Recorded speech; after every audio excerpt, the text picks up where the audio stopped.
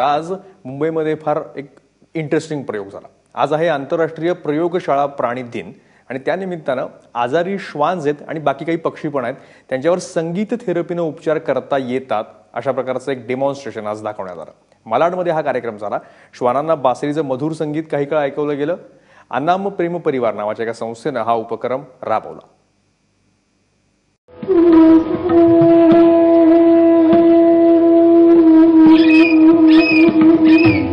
बासरीचे हे मधुर स्वर ऐकण्यात सारेच दंग आहेत।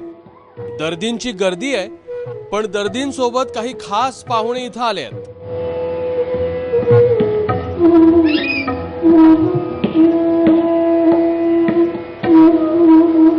कुणाचा टॉम्या, कुणाचा मोत्या, कुणाचा रॉकी आणि कुणाचा जॅकी, सगळे जणू कानसेनच।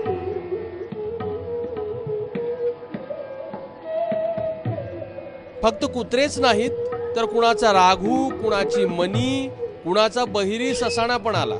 अधूनमधून जाणकारासारखे दादही देत होते गाण्याला। एखाद्या वाद्यातून चांगली जागा गेली की मानाही डोलवत होते। निमित्त होतं आंतरराष्ट्रीय प्रयोगशाळा प्राणी दिवसाचं। मुंबईतल्या अनाम प्रेम परिवार या संस्थेनं या म्युझिक थेरपी शोचं आयोजन केलं होतं। संगीतामुळे या प्राण्यांच्या मनात पॉझिटिव्हिटी निर्माण होते असा दावा आयोजकांचा आहे। प्राणी फार उत्साहित असतात आणि ते आपण म्हणतो ना एका मनापासून दुसऱ्या मनापर्यंत जी साथ घातला असतो तसा हा प्रयोग आहे।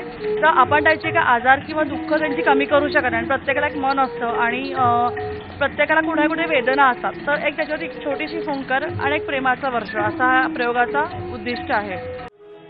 बासरी, पेटी, सतार, तंबोरा, व्हायोलिन असा वाद्यवृंद या पाहुण्यांचं मनोरंजन करत होता।